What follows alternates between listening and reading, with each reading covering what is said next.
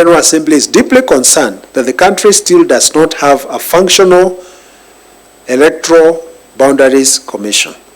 This is a major betrayal of Kenyans by the leading political formations who seem to have conspired to delay the process through technicalities in Parliament and in the courts.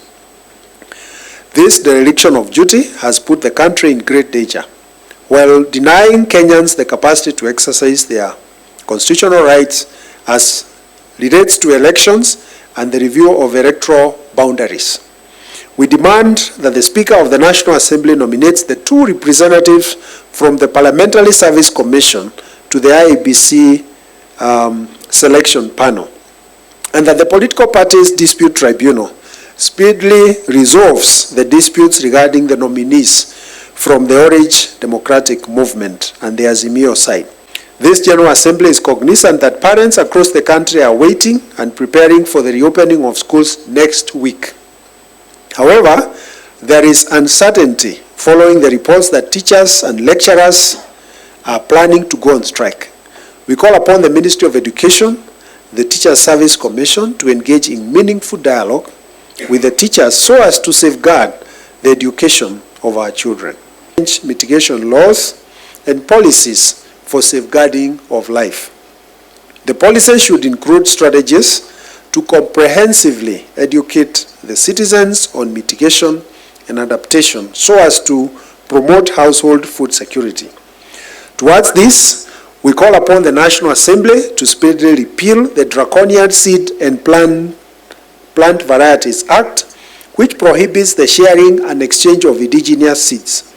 We also demand an immediate withdrawal of other agricultural-related bills that threaten to stifle smallholder farmers in blatant attempts to benefit foreign and multinational corporations. The bills we are referring to include the Livestock Bill 2024, the Mung Bean Bill 2024, the Nut and Oil Crop Development Bill 2023, the Price Control Essential Goods Amendment Bill of 2024, and the Food and Feed Safety Control Bill 2023. The General Assembly has reviewed the state of education in Kenya.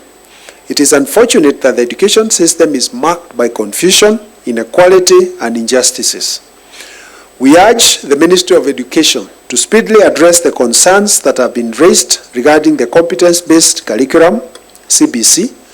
The transition to grade 9 next year is still unclear as regards to availability of facilities, availability of teachers in public primary schools. How many classrooms have we constructed to accommodate the learners?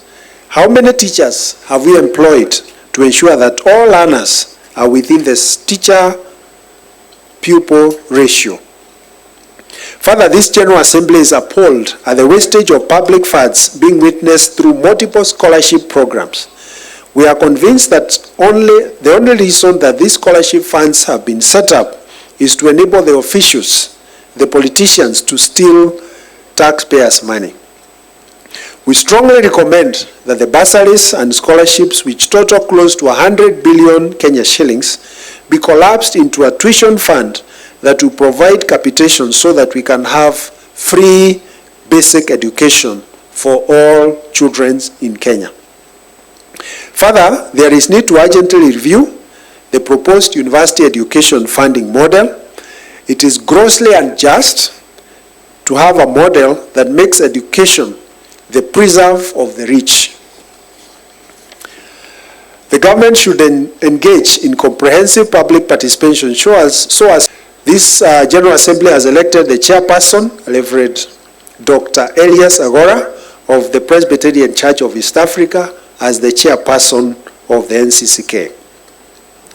Number 2, they have also elected the Bishop Dr. John Okinda of the Pentecostal Evangelistic Fellowship of Kenya as the vice chairperson of this council.